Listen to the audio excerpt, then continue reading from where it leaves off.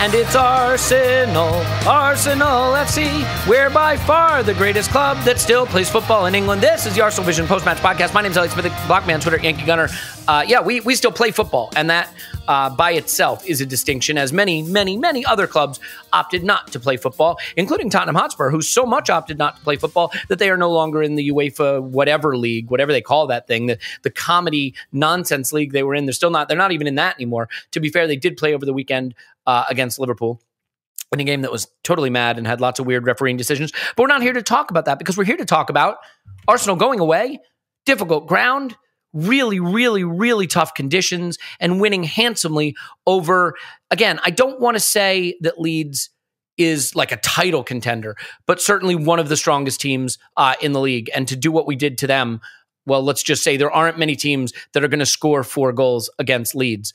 There may be some that score 7, but that's not 4. So, teach you. And on the instant reaction pod, Tim, who was quite in his cups and maybe expressing some opinions that are best left on the Patreon side of things, did reference history of Arsenal beating Leeds, scoring 4 goals back in the Invincible era. So I'm not saying we're going to be invincible from now on. I'm just saying we're never going to lose again. Here with me now is Paul. You can find him on Twitter, Pause My Pencil, Pause. Woo! And Clive, you can find him on Twitter, Clive PFC. That guy. Hello, Clive. Hello. Third time we're trying to do this podcast due to interruptions. So at this point, you get what you get and you don't throw a fit, is what I tell my 6-year-old and my 2-year-old. And I am telling everyone that presently. So this was fun. And look, we could run it through the Crapatron. We all get it. But you still have to beat the team that's in front of you. And when life gives you a gift, what do they say about gift horses? Like, don't get behind them when they have to go to the bathroom or something. Like just don't throw it back in your face. Like, we got handed something, an opportunity to go beat up a weakened team. And guess what? We went and beat up a weakened team, and it's exactly the tonic we needed, and it produced some great results that I'm really excited about. So, Clive, the fun of this game was that there was just chance after chance after chance. 11 shots on target, the most ever by an Arsenal team in the Premier League, the most by any team in the Premier League this season. I think if there was a frustration for me in the first half, it was purely that we didn't score more goals. But yeah. I think there was a lot of really fun stuff here. But you know what I want to do? I want to start with the star of the show and have the first section really be a chance to sort of celebrate what's happening with him. So let's talk a little bit about the player Gabriel Martinelli is turning into. That first goal, the reason I think it's more impressive than maybe people give it credit for, first of all, it's not just smashed. He kind of curls it a bit. It's well struck. He's the first to it. He switches on and he gets there quickly. But it's the fact that we had missed quite a few sort of sitters and open opportunities earlier. And you do that enough, and a bit of nerves can settle in, and they get one jammy goal the other way out of nothing, and suddenly you're behind in a game you should be 3-0 up. Like, that first goal that sets you on your path to victory can be stressful. We saw it. We saw other good players miss chances. He smashes that one home. The run for the incredible Odegaard pass and the chipped finish, sort of on the run, again, immense control. And I just think we are seeing him now really get back to the kind of level and beyond it that we projected him to have before the knee injury. So what do you think of his goals, his performance, and the direction he's headed? Yeah, well, it's wonderful, isn't it? Right? I think it's not many things that Arsenal fans agree on, but we do agree that some of these young players are pretty exciting, and they're making the feeling around the club feel very special. And we remember that one of our podcast guys, remember from the live show, Elliot, gave a question around Martinelli and were we overrating him? Remember Do we overrate him? Yeah, he came back to us to apologize. Well, but I mean, at that time, it was a ridiculous question. And I sometimes think let's not pretend we all like the players, right, when they do well.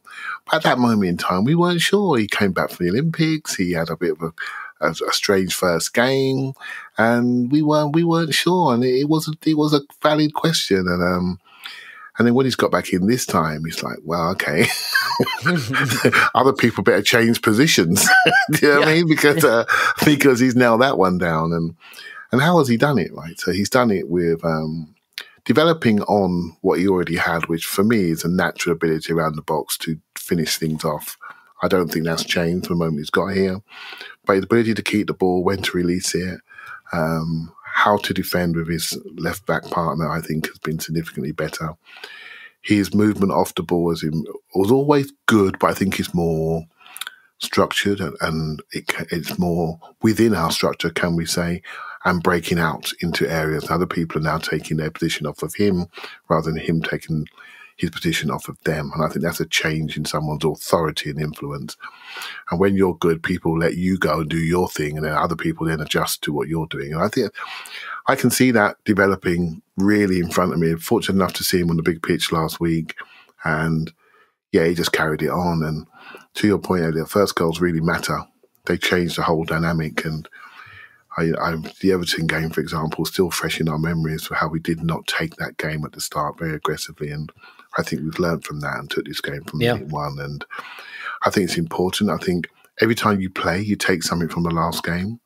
And I think we've gone back to our fast starts. And man, it's lovely to watch. And to watch this play, I mean, come on, guys! I listened to your instant reaction. I think you did about an hour. I think you did an hour on him in that instant reaction. And so, I wanted to do something on him. I'll tell you that much. It got a little weird at times, to be fair. And so I'm not gonna insult the listener by going through every little bit. It's just very good to see him be maybe something bigger than what we actually thought, or than we actually originally thought. And we're quite hyperbolic about certain players, and I think he may even exceed that.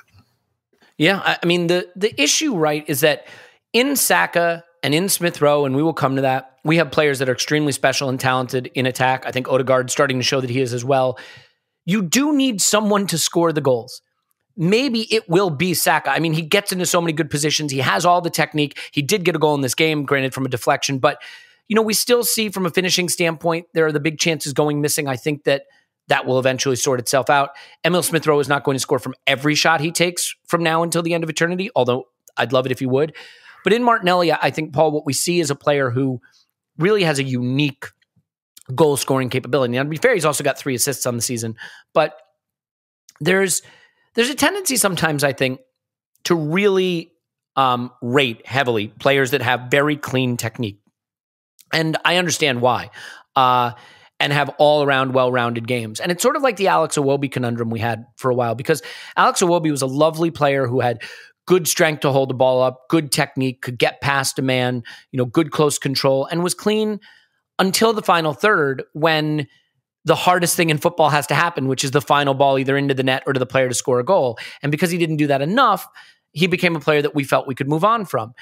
And Gabriel Martinelli isn't always the cleanest with his technique. He isn't always, you know, going to have the close control has been pretty spectacular lately. But there is something about what he does in that heat of that moment. You've been played through. You're on the sprint. You've got to get it under control and figure out a way past the onrushing keeper. And that's the hardest moment in football. And he executes those at a high level. So do you think that maybe part of the issue with sort of understanding what this guy's ceiling might have been is that sometimes as an all-around footballer, you know, he may look a little chaotic, just all running and all drive and all energy. And Arteta referred to that. Right now he has gears in his game instead of being at 100 miles an hour all the time. But that end product, that final moment, that is still the thing that wins you football matches. And I don't know that we've had a young player quite like him in that moment in a very, very long time. Yeah, I mean, it feels like he's diverted most of his neurons to the attacking, running, threat, raiding the penalty box part of his game. And that the subtleties, the kind of floating into the pockets, absorbing pressure, clever little touches, passes, etc., is not his highest priority. And I think that's pretty good for us because we need that mix. As you were talking through him early on about, you know, have we underrated him or whatever? I'd say this much.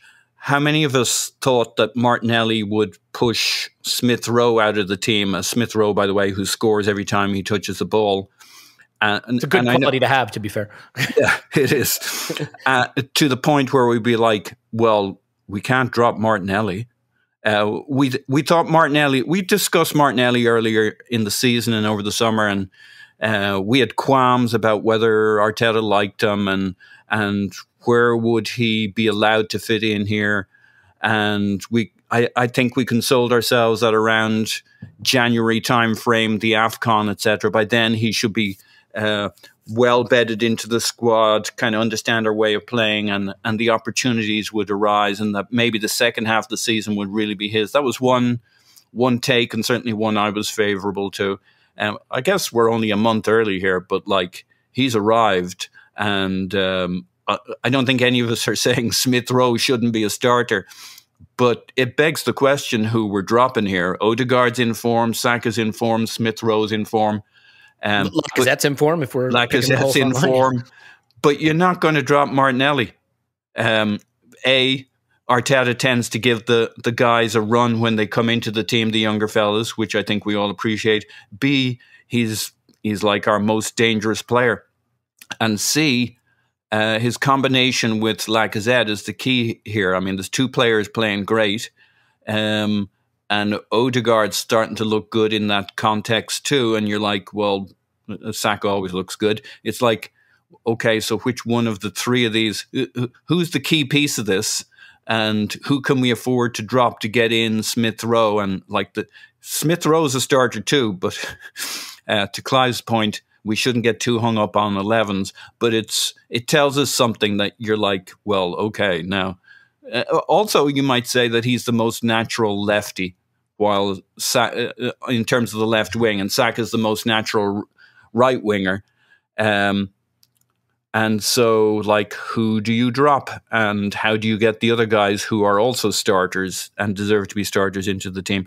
He's been great, and one of the things I particularly appreciate with Martinelli coming in is after a game or two where he still deserved to get the next game, he started adding the touches and the quality in midfield, dropping in. He finds his passes. He may not be Messi in the kind of the 8-10 spot, but when he drops into the midfield or into those pockets, the half spaces, he'll swing a pass across, and it's a good one. It's a good touch. He's starting. We saw him nutmeg Souček in the last game. He's feeling comfortable on the ball in the middle of the pitch. He's calmer, and that's where the gears come in. Not everything. He doesn't have to be frantic. He can settle in, and maybe he has a lot more quality on the ball when he uses those gears. When he's not. I mean, is it like if you were brought into this team as an 18-year-old, you probably, and you had the ability to do what he did and run the way he can and terrorize people, you probably run around like a maniac too. It probably takes a couple of years, depending on your mentality. I know I would. The endorphins, the adrenaline would be just like, you got 60,000 people there.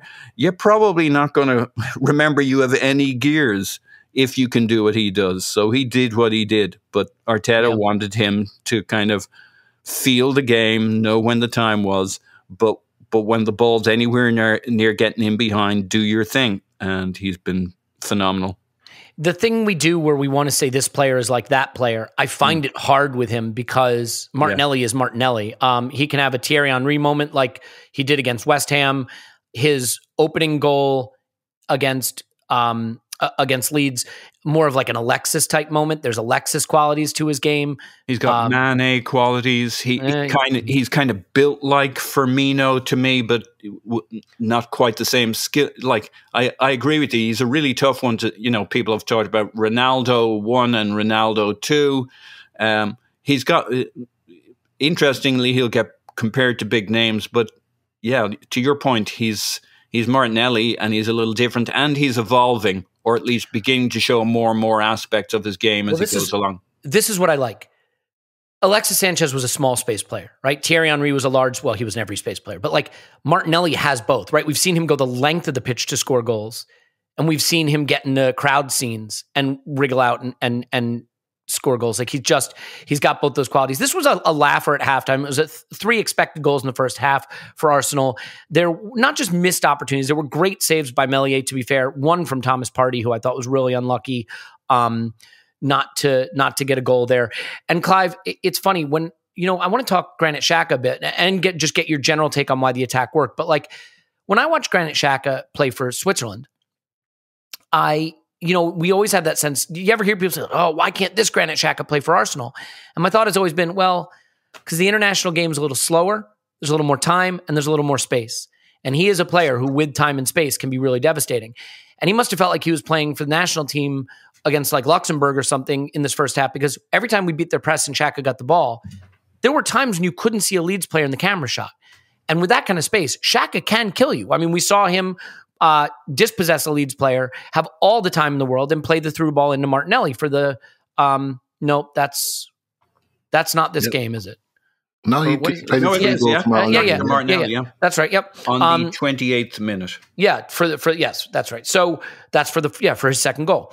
I was confusing that with the Odegaard pass to Smith Rowe. But another thing I should point out, because Clive is often right, as much as I hate to admit it, Clive's point that like I fixate on starting 11s. Well, I'm waking up to why that's not necessary, because like what's wrong with Emil Smith Rowe coming in, putting the West Ham game away off the bench and adding the fourth to make this game not have to feel even the slightest bit nervy in the second half? Like that works. So Clive, that first half though, for me, the reason the attack clicks is acres of space once we bypass their first layer of press, and then a defense that was incredibly disorganized. But that's too much focus on what Leeds did wrong. So what did we do right?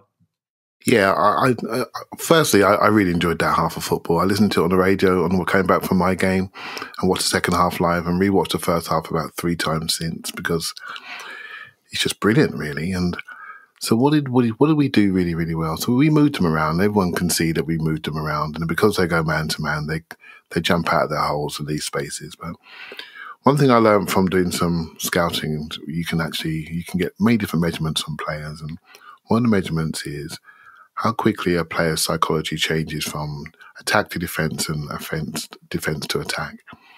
And that speed and that button and that switch is something that you measure when you're looking for players, right? So, and I thought we were very good at this. So when we received the ball in attack, I felt we flooded them. And so when you start to see Granit Xhaka running into the box on one goal, on the first goal, when's the last time you saw Granit Xhaka running into the box like that, 100 miles an hour, right? Thomas Partey had a shot running into the box, overlapping Odegaard into the box. Yep. We don't play like this. So that was an attack. That was a tactic to flood forward immediately in transition. Right. So that switch from defense to attack, no matter where you were, what number was on the back of your shirt, we're going. And we're going to get to that spot, to your zones, Elliot. You know what I'm talking about. Mm-hmm. Get to that zone as quickly as possible. And I don't care who it is, just get there and create distractions, because Lacazette and Odegaard are going to move them around and they're stupid and they're going to follow them. Right. So, and that's what we did really, really well. That transition, that speed, and then everything you see from that is an outcome of that initial tactic to basically move people and really beat people in the race from out to into those areas where we cause damage. And if you think back to the goals and the best moments, they was all on the sprint, running in straight lines, straight down the pitch. And that's all because we were switched on to that turnover, that transition, and that psychology of us. And I think if you take one thing from this game, and I hope we do take it, is that aggressive primary movement and secondary movements once we receive the ball. Don't worry about them. Just go. And look what you can create. I think we had 11 shots on target in the first half, which is an Opta record. It's a record. Mm-hmm. An Opta record. That tells you what happens when you believe in your forward movement and you believe in what you're doing. And everyone does it at the right way, at the right timing. So you don't run past the passer, shall we say. So you're a dead body. You time it, you go, but you receive it. You're getting it because people are trusting each other. And I thought it was wonderful. I really did. I love seeing an Arsenal team that's aggressive in their offensive intent.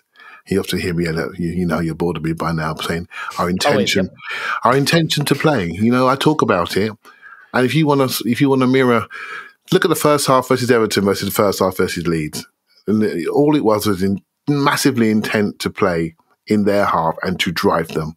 You know, no fear, just went for them, and I think it was a real lesson that you can come up with a game plan which suits your opposition. But I hope this is part of the game plan that we do more often, and we take something from this and bring this into particularly for our away games, like at Norwich, for example, that are upcoming.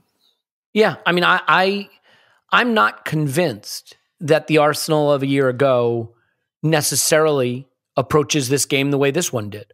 And that's not meant to be a criticism. That's meant to be a bit of praise for where we're going now in terms of intention of play.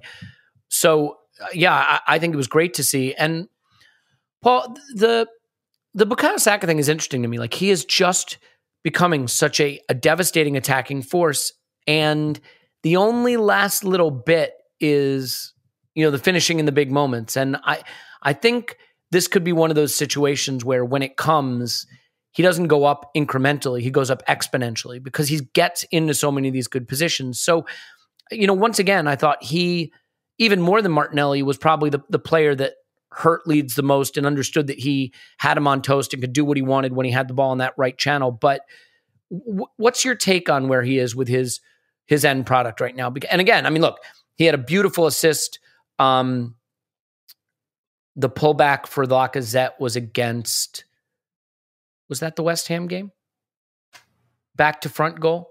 No. Southampton. That was Southampton. Thank you. Yes, beautiful. I mean, it's not like he's not producing end product, but what's your take on the way Saka played in this game and how he's doing right now in terms of just needing maybe that extra little bit of coolness in the final moment? And just to be clear, he did score a goal, deflected, but it was a well-taken shot.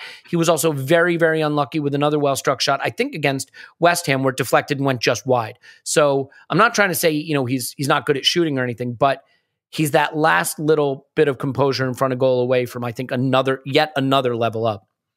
Yeah, I think that's right. That's the missing piece. I mean, the good thing is it helps your belief when all your mates are doing it, right? Martinelli's banging them in. Smith Rowe, his best bud, scoring every time he touches the ball. Odegaard's banging them in. Like, he's getting the message that scoring isn't for strikers, that people like him do it. And I hope it's just a question of it clicking for him. I think he both needs maybe a little more composure in the box, but he's such a smart guy and so cool, so quick in the moment. I mean, that's his thing, right? I mean, he's got players buzzing around him 2-3 and his little feet moving quickly with the ball, and he kind of hovers and he goes one way or another. So he should be able to mince people in the box too. I mean, that's where those kinds of skills, where he kind of shifts his weight one way or the other to open up an angle. So those kinds of finishes will come to him. And the other kind of finish he needs is the Smith Rowe's of, get a shot off quickly and leather it. Like, you don't always, and like his deflected goal is a bit like that. I mean, it's the one he did, he got a couple off. This one he got off and it's a deflected. Well, guess what? Smith Rowe started, maybe he didn't start, but a couple of his very early goals for us were jammy looking deflections where he just got it off and he was pretty lucky, but it gets you going. So, that might nothing jammy about his goal in this game. Yeah. So, no. But what it was, I mean, he didn't hit Smith Rowe didn't, when I look at him, like, that was kind of close to the keeper. He didn't hit the corners. He got it to one side of the keeper and he leathered it, and he didn't worry about whether it was a great finish, a wonderful finish. It's a bit like the Martinelli one where we're like the first goal where he just puts his foot through it, but it's knowing to put your foot through it, knowing to get it enough to one side of the keeper. It doesn't have to be perfect. It doesn't have to be in the corner, and leathering it. When you're in that spot where leathering it will get you the goal, you just leather it. And I think he's too good, too clever not to start banging in goals. But that is the one thing he doesn't have, because he's just over on the wing. He's the guy we keep high and wide. And, that balances our play. It's kind of our anchor for our attack on the other side too. You need that. You need the guy high and wide on one side, at least how we're playing at the moment. And he's opening up the other side for us as we stretch the opposition. And he's pulling 2-3 defenders over. So he's giving us our goal contribution, but he could do with banging in a couple more for himself and for us. Because, when you look at it, Lack is contributing with goals, but he's mostly contributing to how we play. So actually we need these guys, our wide forwards, to start banging them in. And they are, but we wouldn't turn down a few extra ones from Saka, I guess. And I think it's going to come. And I mean, again, he did score in this game. Yeah. But I think, look, there's going to be some subsection of people listening right now that want it expressly stated how weakened this Leeds team was. And I will admit that I do find this game a little hard to analyze in much the same way the West Brom game at the beginning of the season in the League Cup was hard to analyze, because there are games that present you opportunities to play in a way that you will rarely, if ever, be presented with. And I recognize that, but I still think you have to execute. And so it's fun to look at, Martinelli, for example, and the execution he had in front of goal, or Emil Smith-Rowe. I mean, that pass from Odegaard to Smith-Rowe and that volley after running him behind, I don't care what level of opposition you're playing, that requires really extraordinary execution. And that's exactly what was delivered in that moment. I think the Lacazette thing is interesting, Clive, because I think there have been times when Lacazette's quote-unquote hold-up play has been massively overrated, and overrated to sort of compensate for his lack of in-the-box play. I do not think that's the case now. I think he clearly poses a problem for the opposition with the positions he takes up. The extent to which he drops deep and center backs have no one to mark or don't know where to go, and suddenly there's an extra midfielder that the midfielders don't understand where it came from, and oh, look, there goes Martinelli running in behind me. Or, oh, look, there's Saka now isolated on the wing, or, a second man run that they don't track. And it's not just the positioning. His control looks good. He's beating men. He's winning challenges. He's winning fouls when, the ball could be given away and potentially start counterattacks. He has been given an opportunity, not through something we would like to have had happen, but through a circumstance that allows him now to be a critical senior leader in the group and an every game starter. And it looks like his game has gone up a level. And I think the way he plays that role is causing the opposition a lot of confusion, a lot of problems. Yeah, he's done this before, hasn't he? He's had spurts like this before, and we've had discussions about him before on this very podcast about his skill sets and where he belongs in this group. And we've had debates about Aubameyang, and obviously Aubameyang's output is, as an individual, is greater. But from a team perspective, there is a debate about who is the better player for this team. And as these younger players get better and become more consistent with their output, we suddenly think, well, actually, that guy maybe doesn't need to score that many goals, because if he's going to enable and facilitate for the others, we're still getting our output. Much like Firmino, I think he went a long time without scoring at Anfield, but Liverpool was still racking up the trophies, right? So, well, then, can I ask you a question related to that? Just could part of the reason that I think Lacazette looks a little better doing this now than maybe in the past is that the wide attacking players he's supporting are better than they were in the past as well? Yes, and they're more consistent in their output. Mm-hmm. The balance of what they do and what they like to do and what they're coached to do has changed. So I've sat on this podcast and said Saka could be an 8. He could be a Clarence Seedorf. I'm not saying that anymore, right? He looks like a Mo Salah, Aaron Robin type player. That's what he looks like, and that's what we should develop, because his skill set's nearer the goal. They're too valuable to have deep in midfield being kicked about by idiots, right? So get him high, you're a forward, last man, do your thing, attract people, let it go to other people in space, or jink inside and put it in that postage stamp. Once he learns that, it's all over for everybody, right? So that's him done. Martinelli has arrived. He's got his cape on and he's not going anywhere, right? So he's only going to get quicker, stronger, taller, better, left foot, right foot. And so the guy in the middle, I'm flipping hell, this is brilliant. I've got a jinky kid from Madrid slipping the ball to my feet. And if he's not there, I've got another kid from South London who's bouncing around me full of energy. I've got these 2 sprinty 20-year-olds on the outside that can both carry, can both run off the ball, and want to get to the golden zone of the pitch. This is great. And sometimes as a player, you walk into the room at the right time that absolutely mirrors the skill sets that you have, and you become perfect balance for the people that are around you. And so that debate that we had a year ago, maybe with Paul, firmly on the Aubameyang side. Only joking, Paul. Firmly on the Aubameyang side. Before you unmuted yourself. Firmly on the Aubameyang. But we had this debate, and it was quite fiery, wasn't it? Because we weren't sure of the balance. And balance is everything. And we can see the balance now, so it becomes really, really obvious.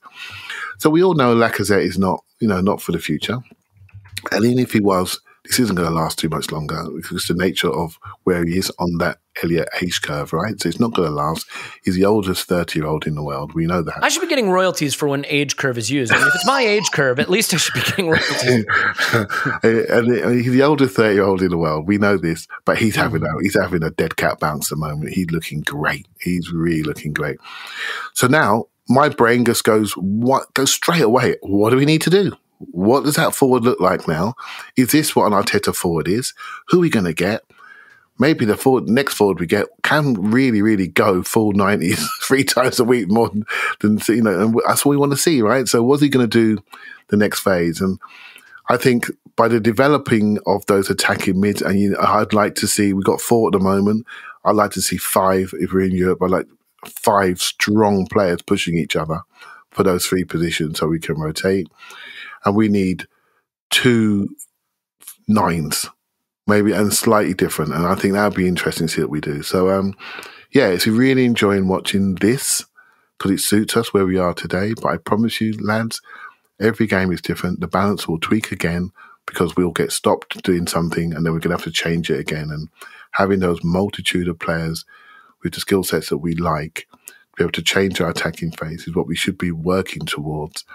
And that's what Man City have. Okay, we haven't got their money, but they have a group of players that are ferociously pushing each other. And that's what we want to get to. Yeah. It's just like, for me, I've always been torn about the football we're playing or the players that should be playing. You're always trying to figure out how we can get to the level we want to be. But I have to admit, I just want fun football. That's a good starting point. And under Mikel Arteta and with this Arsenal for a while, there has been the problem for me of just not finding it very fun. But the fun has arrived.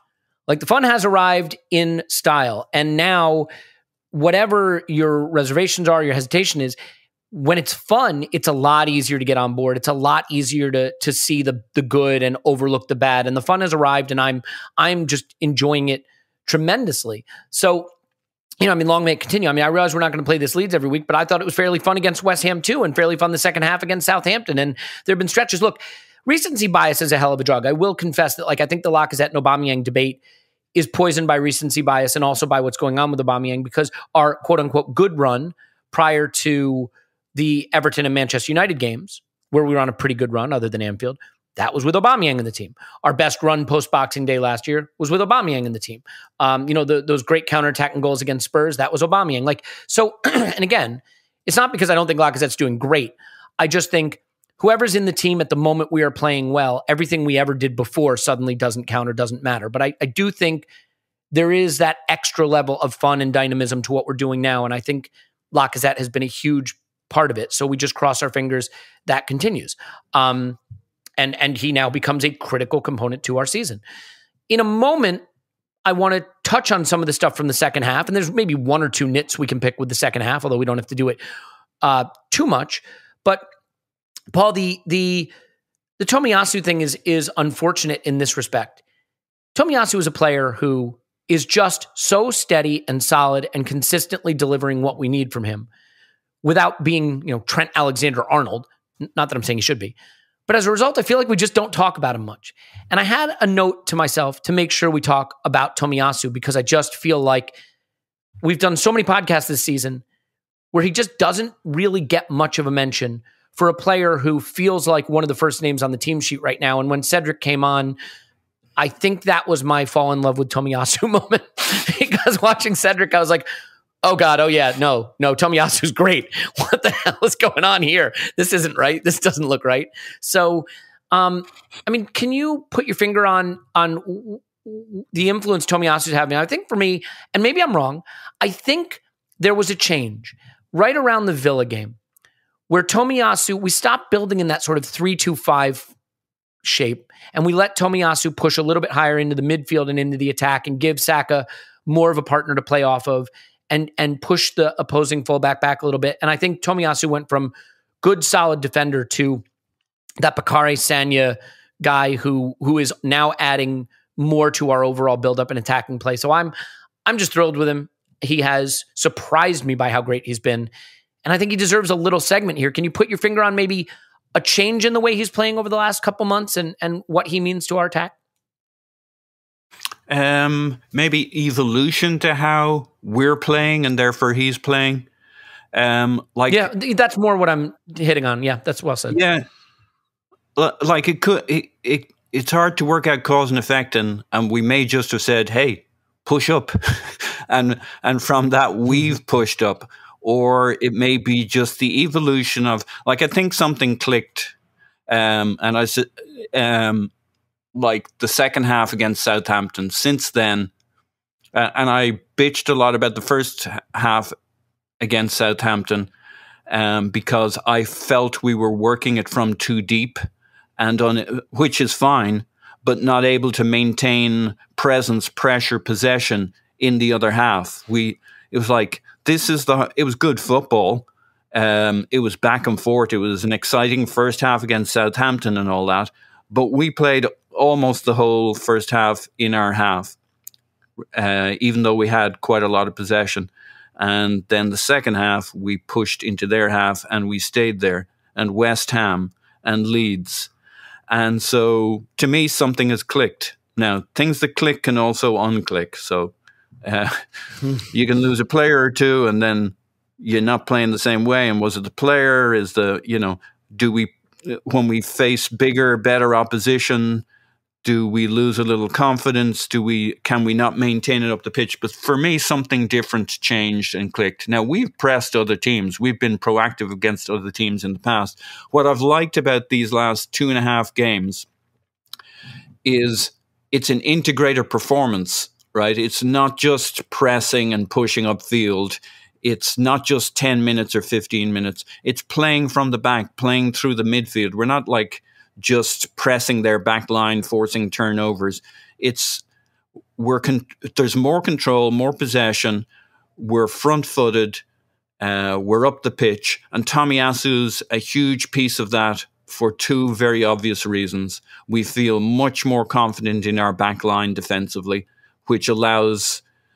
you see, like Liverpool is just the classic case of a team with and without VVD, both for what he can do and what he brings as a kind of a pole star to where that team plays. And our back four, in particular with Gabriel, Ramsdale, and Tomiyasu, they just know where they're at defensively. Like, they're a force. Tomiyasu wins his battles always. He doesn't get run past. He doesn't get cut inside. I mean, obviously, at some stage, some Arjen Robben or a Rafinha or whoever the fancy winger is will do you once at some stage. Everybody gets beat. Well, yeah, everybody gets beat. Especially a fullback. Like, the attacker, if he gets it right, has the advantage. He just does. But 19 times out of 20, Tomiyasu's running him down the line or cutting him off when he cuts inside and rendering him harmless. He's winning headers. And that frees up Ben White to be more proactive. It frees up everybody to push up a bit.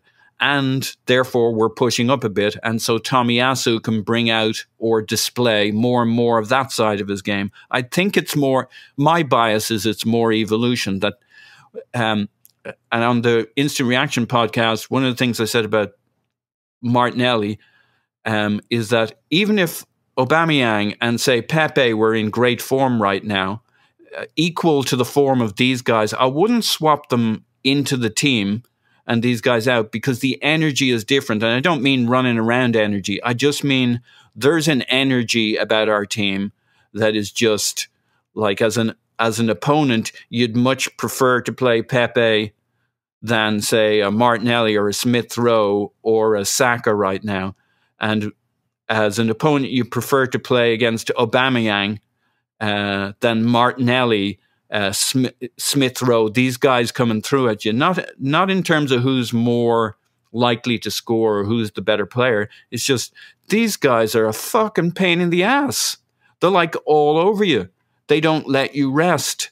And their movement and their busyness. And it's like, it's not nice to play against. And this is Leeds. I mean, Bielsa was very complimentary about us. But Leeds is a tough place to go. I had a guy in my mentions before this game talking about how we don't like it up, we don't like it up us. We don't like it up north. He saw our Everton game, and our form away from home hasn't been good.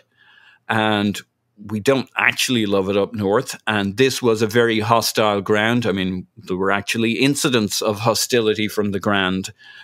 And like Xhaka, we'll talk about it. Xhaka was an idiot, but there's probably an undercurrent of aggression going on here that we're not sensing. This Leeds, even without their best team, come at you and run at you, and they kick you, and they're all over the place. They're not dirty. This Leeds isn't a dirty team, but like, they're pretty hard running, and putting on a younger team doesn't make them less hard running at you.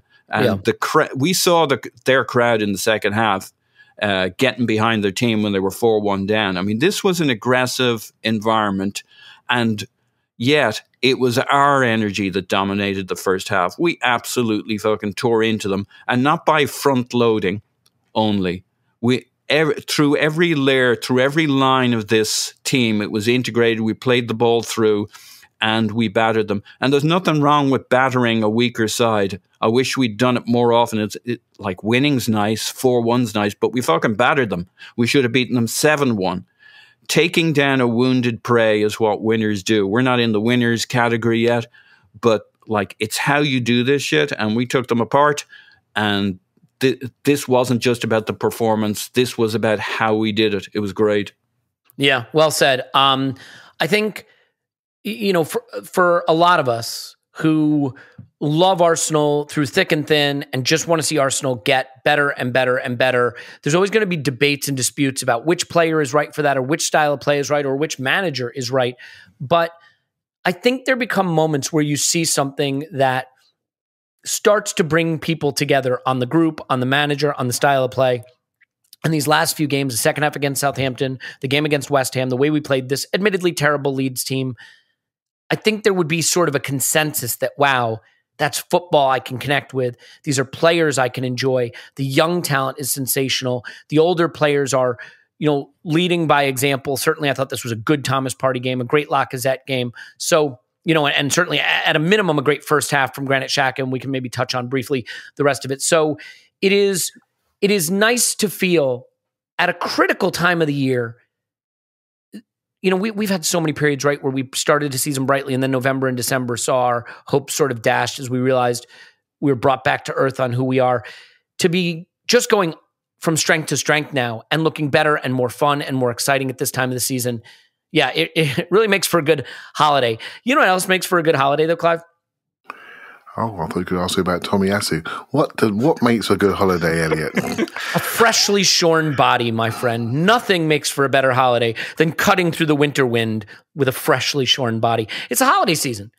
And the perfect stocking stuffer, no pun intended, is Manscaped. That's right. It's time. 20% off and free shipping at manscaped.com with promo code ArsenalVision. Ho, ho, ho. People, naughty or nice, 'tis the season to perform. Manscaped's best-selling product is the Performance Package 4.0, which is at the top of every man's wish list this year. And woman's. Why? This does not have to be gendered at all. Everybody shaves. Everybody poops. I have that book. Everybody shaves. Don't have that book, but I have Manscaped. Inside, you'll find their lawnmower body trimmer, the best trimmer on the market for your areas. It says that more explicitly here, but I'm going to say areas. The Weed Whacker ear, nose, and hair trimmer. Let's not forget the famous liquid formulations, the deodorant, the toner. Yeah, hygiene is important. Got to do that too. And there's the boxers and the Shed travel bag. So it really is great. Dads can't stop talking about them. The teens secretly buy this. I don't even feel like I'm supposed to be legally allowed to say that. And the women will love you for it. There are staff picks from Manscaped. Number 1, Manscaped 2-in-1 shampoo and conditioner.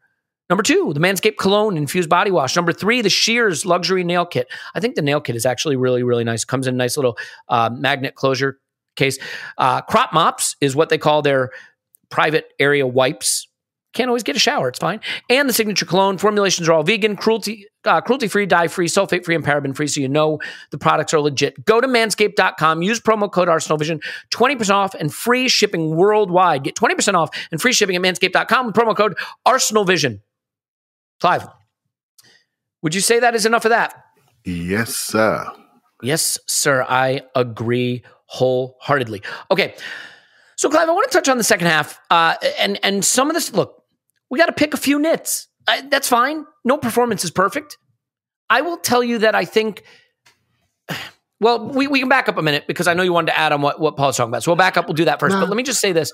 Well, go ahead. Yeah. Why don't you just add a little coda to that? I think, we were talking about Tomiyasu really, and I think we saw something, didn't we? Me and you debated about fullbacks and styles of fullbacks and what they offer, but crikey, sometimes just how did you feel when Tomiyasu went off? And that ends all debates, doesn't it? I mean, yeah, not good. Not good at all.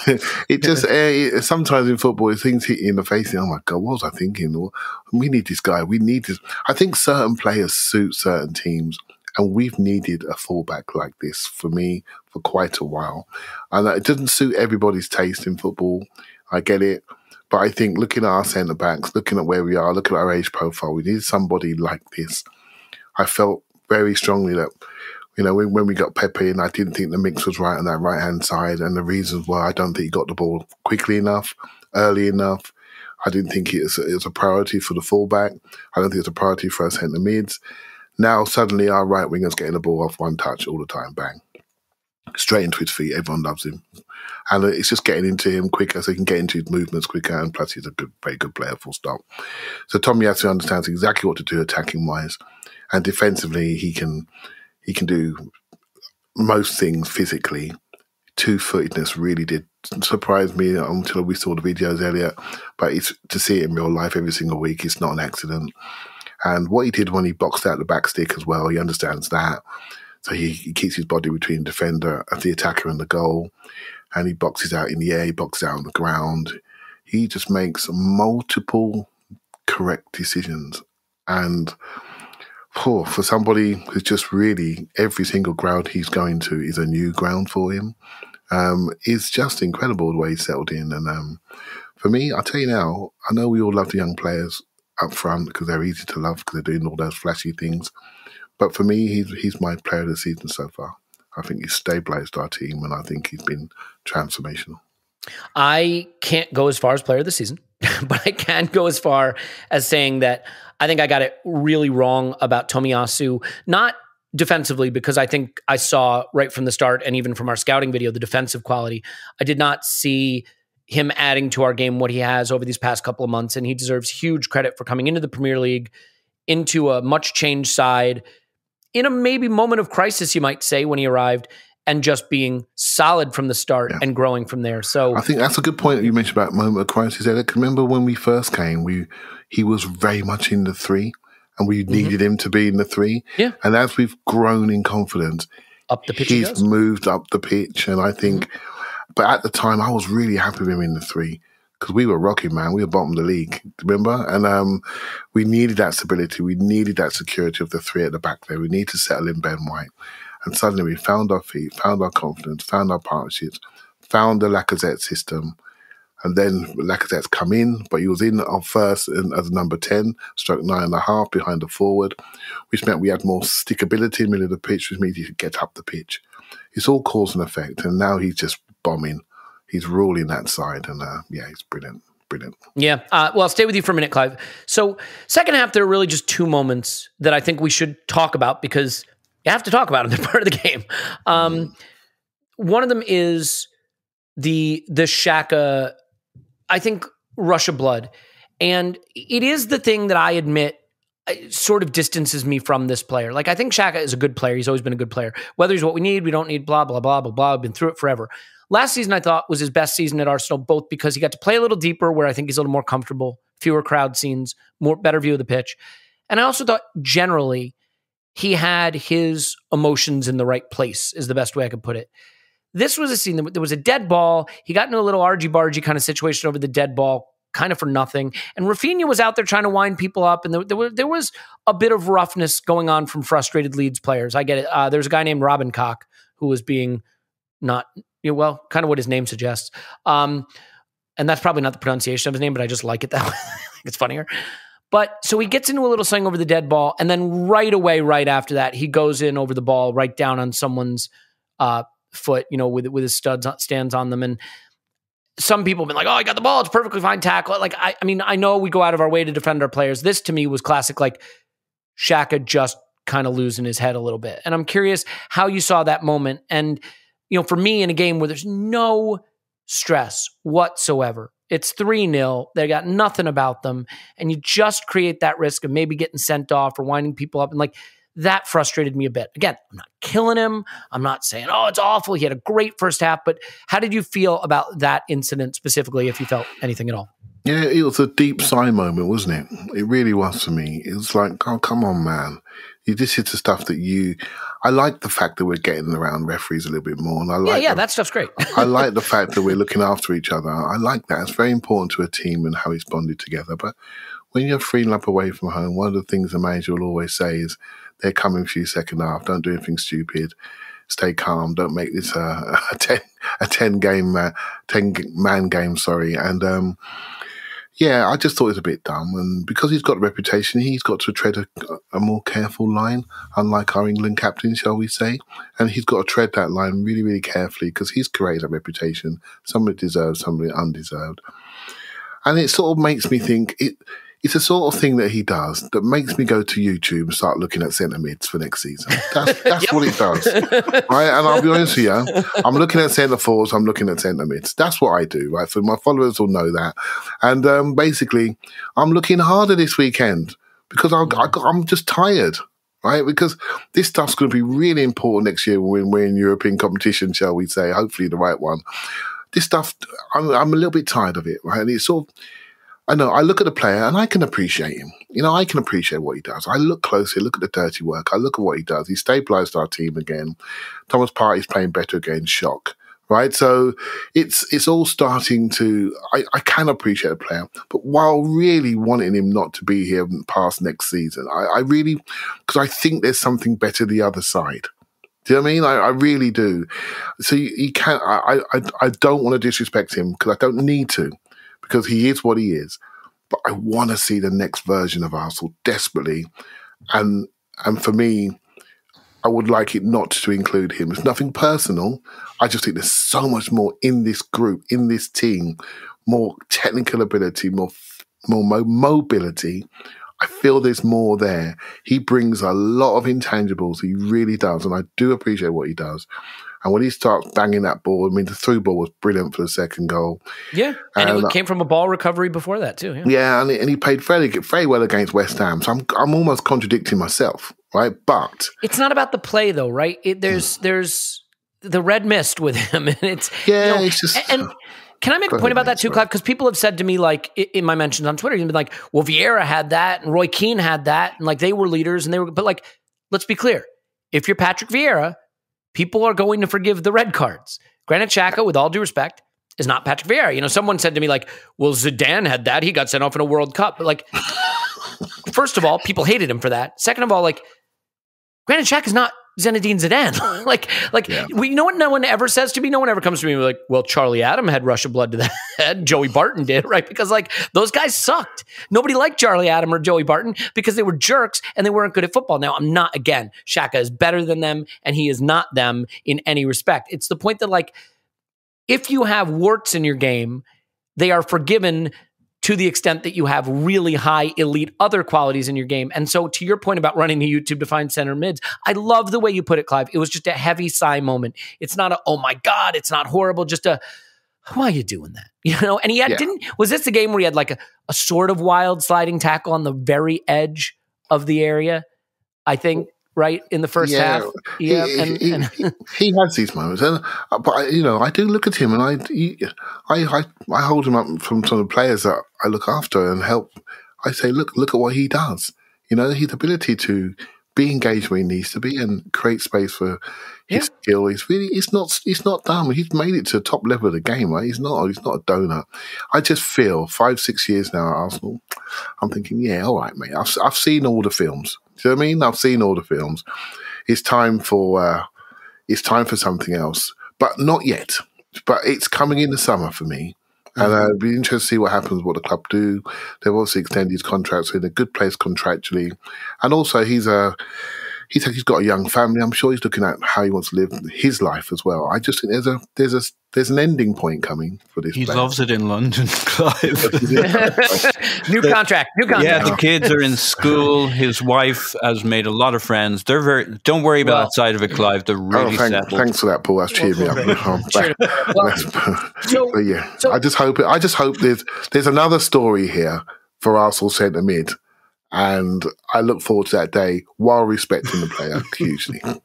Yeah, great. Perfect. So, look, Paul, the other moment and the reason I'm touching on these is these are moments that happen. Like, this was a fun game, and largely that's what matters. You know, one thing occurred to me when we were doing the instant reaction. I kind of got frustrated in the second half at one point because it looked like we had gotten casual, taken our foot off the gas. They get the penalty. It's 3-1. And all of a sudden, all that fun of 11 shots on target, and I'm annoyed. And then something occurred to me. My job as a fan is to want to be entertained. So when I see 3-0 at halftime and 11 shots on target, I'm dreaming of 10-0. Let's go. Let's keep at it. Foot on the gas. But like, the job of the players is to win the Premier League match and get 3 points. That's their job. And get out of there unscathed and on to the next game. And so like, while it is frustrating when you don't get your 10-0, and it is frustrating when they take their foot off the gas a little bit, like, it's actually okay. You know what I mean? It's okay. So because their priorities and our priorities aren't always the same. Yeah, you know what I mean? And it's not inevitable, but it's so common that a team in the holiday period with games back to back, it's all a fucking blur. 15 minutes goes by and you're thinking, well, yeah, we could keep this ticking along like this. And like, we should have had more goals. I wanted to see more goals.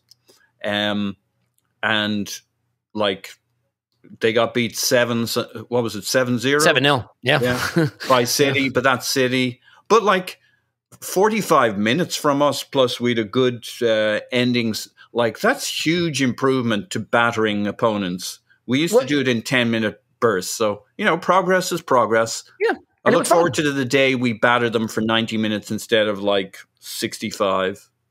So, well, listen, the thing I would say is just that maybe in this game in the second half, we saw that little extra missing bit mentality-wise or whatever you want to call it. That's the next step for this young team. So that, because look, this was a very weak Leeds. They couldn't hurt us. And ultimately we won 4-1. A very weak Everton, a little bit of a drop in focus, a little bit of drop in what was needed on the pitch. And you wind up getting beat in a game you never, ever, ever should lose. So like, that's the next step, right? It is maintaining that elite high-level focus. And so that brings us to the one other little down moment we have to touch on, Paul, which is just the Ben White penalty. And I'd forgotten about that. It also produced one of the funniest things I think I saw, which is Ben White goes sliding in quite recklessly, clearly doesn't take the ball, clearly only takes the man, and Ramsdale gives him the huge pat on the back and they say, great job, man. He like celebrating like it was a last-ditch tackle, and it's like clearly a penalty. I don't know, Paul, like that challenge felt, again, like an example of just poor judgment in the moment. Like, yes, I realize it's sort of a last-ditch moment, and he's kind of bearing down on goal, but game state, situation being what it is, you don't have to do it. You have any, I mean, it doesn't require immense analysis, but do you have any thoughts on the decision there? Like, he's still learning the position. He played as a full-on centre-back for Leeds, ironically, and they didn't play centre-backing the way most teams do. They basically got 11 guys running around the pitch doing one-to-one marking, whether they're centre-backs, full-backs, wherever you play. So they don't really have this classic, the back unit moving as you read the game. So, like, he's played one season where he was a true out-and-out centre-back. Mind you, he played 46 games and 90 minutes in each game because he never gets injured. Yeah. Thanks for that again, Paul. Yeah, great. Yeah, no problem. Just keep it up. Keep it up, mate. Whereas at Brighton, he played this, you know, it's a different role, right centre-back, a kind of a V, a guy behind you. You got Dunk and co behind you, taking a little bit more of the responsibility, the decision making, and like he's really young. He was 21. The other thing is, not only was it one season at Leeds centre backing, he was 21. So, like, how much did he learn? How much did he acquire? He's a great fucking player. I love watching him. He makes football fun. He's smart. He's cool on the ball.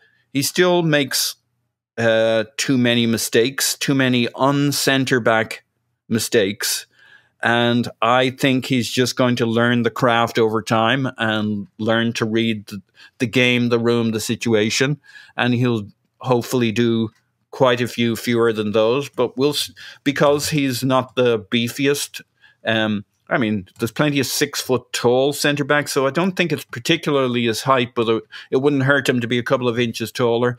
It leaves him a little exposed at times, and people who feel a little exposed or vulnerable may overcompensate a little bit, but for me he's way too smart to, like, if you're hearing Mustafi overtones, he's just way too smart as a player, way too confident. Like, you'll see him bounce back in game. He doesn't really get rattled. He'll do something really daft occasionally, and next thing he'll waltz up the pitch and beat 4 people. Yeah, I saw on Twitter, pretty funny thing. You know the Lord of the Rings meme with one of the not hobbits. Yeah, maybe it's a hobbit. And you know where he's running through the forest. Is we're going on an adventure. It's like, and the tweet was like, Ben White wants a game. Yeah, we're going on an adventure. But I will say, just from a technique standpoint, like if you look at Gabriel, I was trying to think. I can't in my mind's eye, and this doesn't mean I'm remembering it right, because memory is typically wrong, but I can't think of a lot of examples of Gabriel going to ground, like wild sliding challenges. And like, I think the next evolution for Ben White is going to be to stay on his feet in more situations, because there was the game. What game was it where he went sliding out by the touchline on someone? And then it had to be. I remember recovered. The moment, but I remember the game. I don't remember the game. And then there was this penalty. There was against Liverpool. Was it Salah Hussein? He goes sliding across the box to make challenge, or maybe it was the Everton game. Anyway, like I said, memory's not great, but I do think that in high leverage situations, he probably goes to ground a little more than you'd want. Clive, do you have a thought on that? Yeah, I don't stress about it, if I'm honest with you. I think it's that to me, buddy. Yeah, I don't stress about him. I think what I'm learning about him a bit more actually is he's becoming more aggressive and more front-footed as he settles into the group. I think he was much more standoffish and passing from deep when he originally got here, but now he's driving, he's going in. If anything, Gabriel's becoming the sweeper. It's like the other way around. And I think, and there was times I can remember discussing about Gabriel, about his rashness, his 2 bookings against Southampton. We got sent off last season, diving in. It just takes time. I don't stress with young players in particular, just developing partnerships and relationships. It takes time. Some of those slides have created blocks that created 7 clean sheets, whatever it is. It's that's fair. Mm-hmm. And some of them you think, oh well, he's gone for a hot dog. You know what I mean? Still a bit too early. And did you spot someone in the crowd? There you go, across the TV screen. And then you wonder about it. When it works, we walk away. I do think, Clive, that Ben White will become a very good test case for the fans' understanding of what a modern centre-back can be, right? Yeah. Because if you get totally hung up on the worst moment every couple of games, and that's how you're defining your centre-backs, and then, it is that security, the kind of loss aversion. We hate giving up a goal, but if your team's playing well, there may be reasons for it. And like that, we didn't bring him in to be the defensive rock of our team. You just don't spend that money on a centre back and buy Ben White to be the most secure centre back in the league. It's not why we bought him.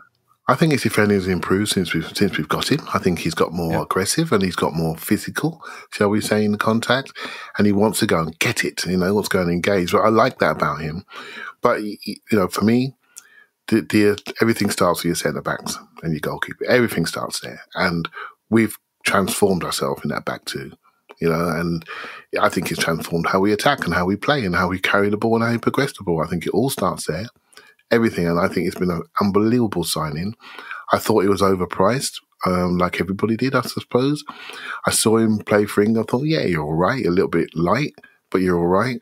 But actually, I didn't expect this influence. We were debating, is he a back three defender versus a back two defender when we got him? And he's come in, bang, slotted in between him and Tommy. As soon as Tommy's arrived, it's changed everything for him. And now he can just run the show.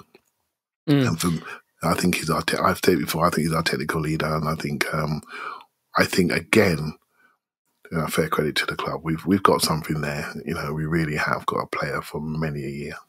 After multiple years and windows of having at least one major mistake or misfire in the transfer market, whether it's a contract we shouldn't have given or a signing we shouldn't have made, like this does look to be a very successful group. Whatever you think their ceiling is and who's going to be the best and who's not, there certainly doesn't seem to be that. You know what? Look, you're not going to get everything to be perfect. Not every guy you buy is going to be a star. What you want to do is avoid stepping on landmines, and we certainly haven't done that with any of this crop, and that's great. So some little quick final thoughts on this game.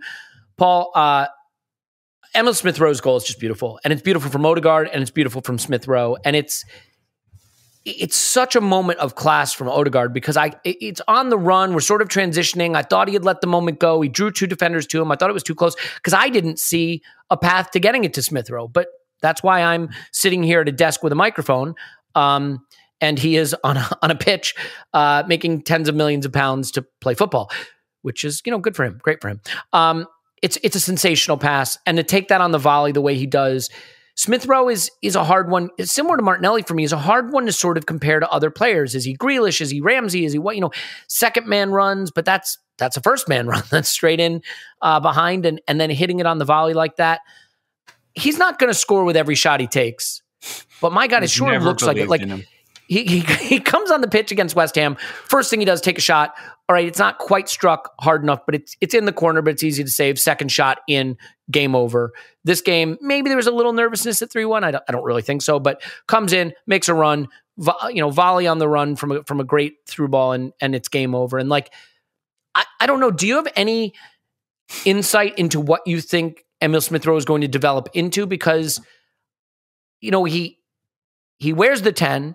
He plays left wing. Sometimes he looks like a forward. Sometimes it looks like he could be that box-to-box type player who makes second man run. He has a versatility about him, but the goal-scoring instincts really stand out. I don't know. He can do everything in some sense. I mean, maybe he could be a striker. Just a straight up striker at some stage. I love that whenever we have one position that's become a problem, we then start wish casting that every player we have that's good could play that position, right? Yeah. So when we had Thomas Vermaelen, we were like, he could be a DM, and now we're like, maybe Martinelli's a striker, maybe Smith-Rowe's a striker. I think Ben White can be a striker, mate. Ben White can be a striker. There you go. Go ahead, Paul. I see him when we move to having more of a 3 in midfield, where you have your 8-10s and some guys buzzing around. Like, the thing about where I think Arteta wants to get us to is it won't really matter that much. Guys who are wide will come into that kind of half space spot, that pocket, the 8-10 spot, and more centrally. Like the Smith-Rowe scores his goal, but he also forces the interception kind of deeper into our half. He does that a lot. The goal, the one where that game, Aubameyang, the flick over his shoulder and Smith-Rowe runs into it. It's off a Nuno pass to Aubameyang, who flicks it over the shoulder, and Smith-Rowe runs the length of their half and puts it in the net. And that's a Smith-Rowe interception just before that in midfield. This is a thing he does. He comes deep, nips the ball, always lays it off to somebody else, pisses off up the pitch, gets on the end of it. He's a very attacking midfielder for me. And he can play wide and he can play centrally, but he likes it more to one side than the other because he likes the 1-2 and the go. The disappointing thing for me on this goal was it's a beautiful little chip from Odegaard, but then in the celebration afterwards, you can see Odegaard isn't smiling, and I think he's upset that Smith Rowe has scored off his assist again, and there's obviously something simmering there. That's not right, Paul. So I didn't sense that one this time, mate. I don't want to go too far, but I think fair to say, Paul, that Odegaard's probably the next Aubameyang then, right? Yeah. Something going on there. Do you think he'll ever play for us again, or just totally done, frozen out? Listen, I do want to say one thing about Odegaard, Clive, is that and then totally disregard Paul's nonsense. Like, I think Odegaard struggled when he first came in this season, and then he was out of the team for a bit, and since he's come back, he's looked a lot better. But Clive, like, I watched that Palace game where he played in midfield with Partey as part of the double pivot, and he looked lost. He looked miserable. He didn't seem to know exactly what was expected of him. He was playing deeper as more of a connective tissue type player or even a midfielder earlier in the season. And since he's come back in, we're up the pitch more, which helps. We're pressing more, but also just we have more territory. He looks so much better when he's on the edge of the final third or on the edge of the box. I mean, you can say, well, that's true for everyone. No, I think it's a point that he is a forward. He is a 10 in the more traditional sense. I don't think he's box to box. I don't think he's a central midfielder. He's not going to be part of a double pivot in the future. And so now he's being allowed to like get in there, really get into scoring positions, head goals in from 4 yards out and play through balls in from the top of the D. And he just looks like a much better player to me. So do you think the tweak in how we're playing and him being allowed to take up those more advanced positions and not being as much of the connective player or midfield player has unleashed him a bit? Yeah, the eternal search for balance, right? So the Palace game, we had Partey, we had Smith Rowe, and do I have to make that the title of the pod because it's so poetic? I already had the title. You know what? I'm not going to use it, but I want to credit you. The eternal search for balance is a nice title. But it should be in all our minds. The eternal search for balance. You should be always think about how can we make it better? How can we make it better? And that day against Palace, we had a Partey on his own in midfield as a 6, and we had 2 10s. And they were both having a dance off getting into those higher areas. And Odegaard was the one that dropped in because he felt a bit more responsibility to drop in, and we got boshed by a Crystal Palace team that kicked us around midfield because Mike Dean allowed it. And so that's my big thing on that game. I thought he's over-indexed that game. I thought the referee cost us that, and I'll stick by that. Now, what's he doing now? Well, he's got competition for one, so he's running about a lot more. That's a good start. He has to get on. He has to get on the ball. He has to produce. I will say we've seen this before in patches last season, and I've even quoted the words, I think we may have a superstar on our hands. I'm sure I've said that on a podcast before because some of his performances when he plays well are just that good, right? And the West Ham game sticks in everyone's memory where he literally runs the whole team offensively. And I think in this game, now he's got partners in crime at the same level, fighting for every inch, moving, making him better. Just run and he'll find you basically. And some of his midfield play is really quite subtle. His touches. There was a pass for the Saka goal where left foot, he opened his left foot out down the line and Saka runs onto it and he comes across and bobbles it in off a deflection. But I will say the pass was just beautiful. He's really working with people. He's creating multiple partnerships. I do like him. I wish he was a step quicker, a step more intense. But I listened to what Arteta said about him, and he basically said he is the model professional. Now, if Mikel Arteta, who's been known to have one or two high standards, is saying that about him, that's a really positive sign. And I think for the medium to long term, that is, I'm prepared to, forsake my want for a little bit sharper player because his brain is sharper than many of the players around him. That's what really counts. Yeah. And look, Arsenal fans are no stranger to overanalyzing words, but boy, do we love to overanalyze body language. But let me tell you some body language you can overanalyze. You want to talk about the manager liking a player. Clive, did you see the video of Mikel Arteta walking up to Martinelli and giving him the big hug? I've seen bits of it. I haven't maybe not seen the whole thing, but I heard you guys talk about it. He walks by like Ben White, and there's a little smile on his face. Then he walks past him, his smile starts to get bigger, and he walks past another player, smile starts to get bigger, and you're like, why is he getting bigger smile? And then you realize it's because he sees Martinelli. He's driving his way towards Martinelli, and then he gets a huge hug, huge smile, and like, it means the world. He loves that player. He just loves that player. So it means the world when a coach gives you that validation after a performance. I saw Klopp do it to young Liverpool centre mid at the weekend, and I thought, you're doing something good. It means the world to these young players. Trust me, I know this. Yeah, no, and he said it right last year. He said no one loves Martinelli more than me, and people are like, oh, is that true? Why aren't you using him? But like, I think it might be true. So long may it continue. Look, if this game had been anything other than an absolute joy of an easy win, I might be more inclined to say let's spend some time complaining about Cedric because he did not look great when he came on. But I don't think it's necessary at all whatsoever. So we can finish just with this, Clive. Arsenal are going to be in top 4 at Christmas. It's a thing that hasn't happened in a long, long time. Some of that is due to games in hand, but I think on metrics now, I think 538 has us now as odds on to be one of the teams that could finish top 4. I think Scott's model shows us as a top 4 team. I think on expected goal difference, we are now the 4th best team in the league. So now it's not, hey, it's not like the Emery 26 game unbeaten run type thing where it's like, but all the metrics are bad. The metrics are now catching up to what we're seeing with our eyes. And that I love that. Like, I am not a believer that your eyes are wrong and the data is right. I'm a believer that it helps me feel good about what I think my eyes are telling me when the data confirms it and says it sees it too.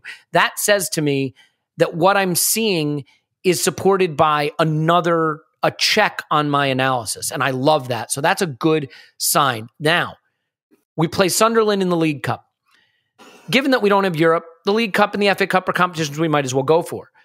But if top 4 is really a possibility, and it is really a possibility, it trumps everything. And with Aubameyang out of the team, and I don't know what's going to happen with AFCON, whether it'll happen or not, but like maybe other players going, managing the team right now is really, really important. So for me, Clive, this is Wenger-style League Cup. This is Balogun and Charlie Patino and Pablo Marie, and this can't be the first team unless you disagree. But if you disagree, I'm going to end this on a severe argument. So yeah, someone just posted a team just now. I'm literally looking at it, and I'll quote it, right? So you got Leno, Cedric, Chambers, Holding, Tavares, Elneny, Maitland-Niles, Smith Rowe in the middle, Pepe on the right. He's got Nketiah on the left. I'd have Balogun, and Balogun up front, and that's that team.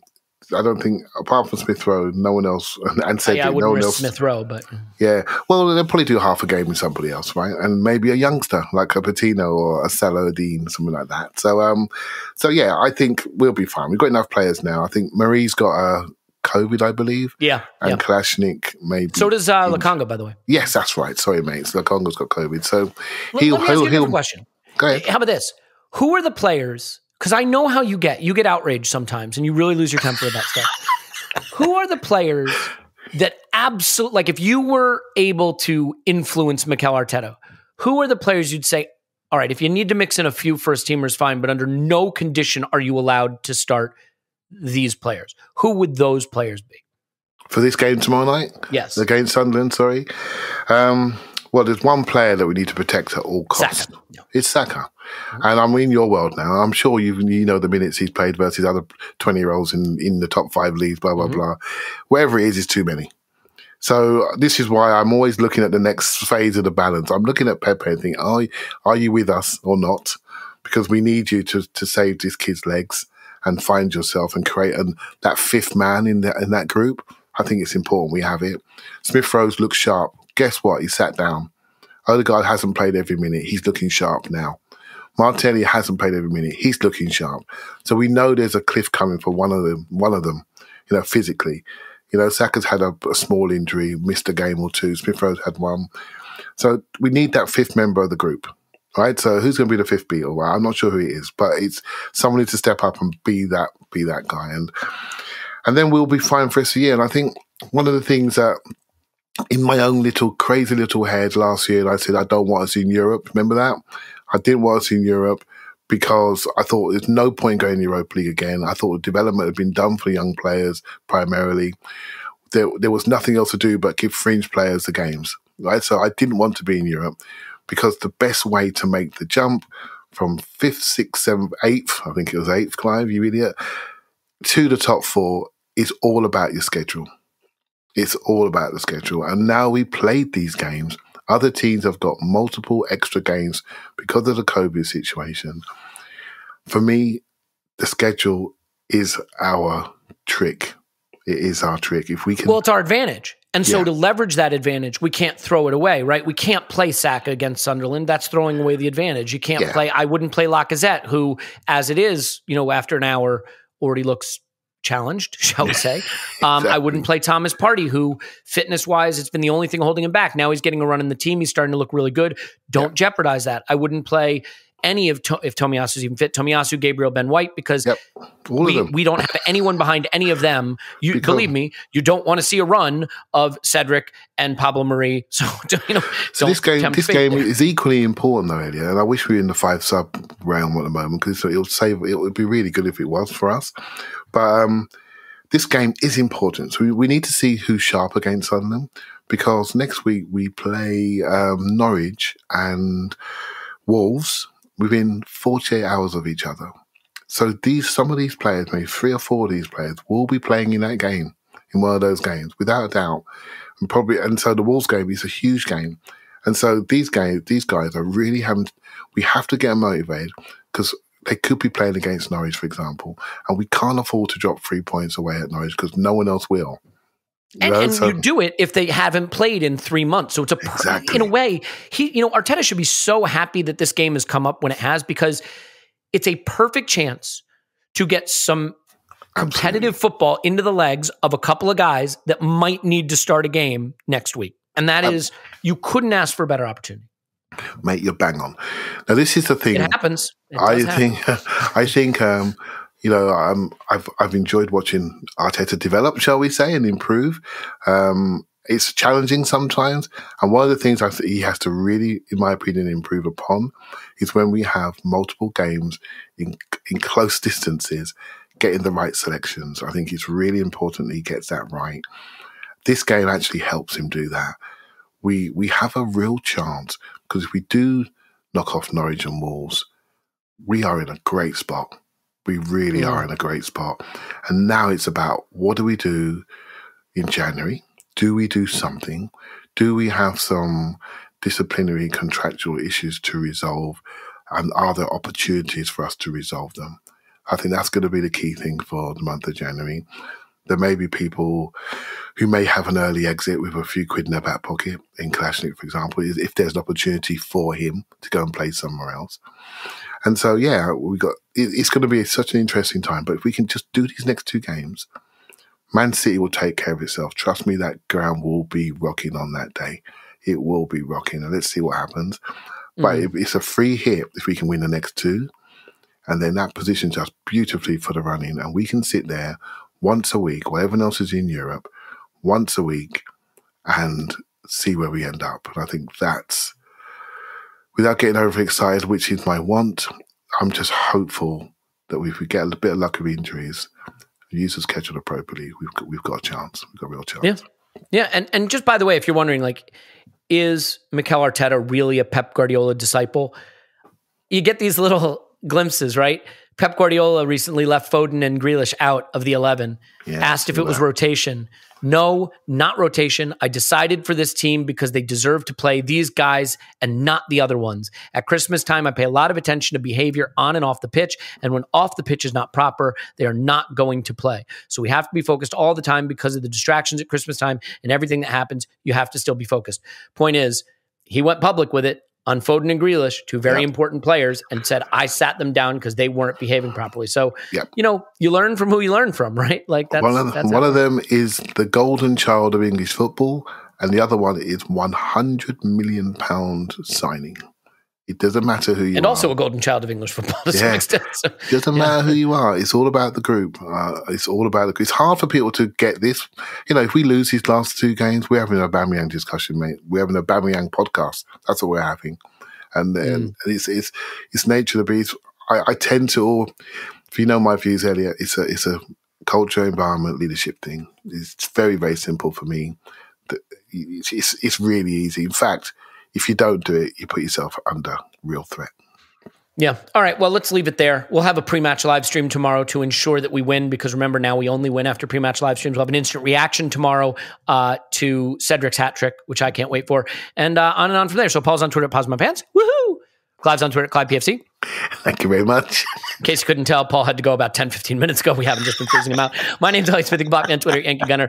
Got to say how much I love you guys. Thank you so much. So much good feedback. So much good debate and interaction, on the Discord, on the Patreon side, on Twitter, and, and Instagram and everywhere. So just thanks so much. I hope you're doing great. I hope your holiday season is going well, whether you're celebrating a holiday or not. Just a time of year for hopefully staying safe, being together where possible, and enjoying the Arsenal being by far the greatest team the world has ever seen. We love you, and we will talk to you after Arsenal 10. Sunderland 0.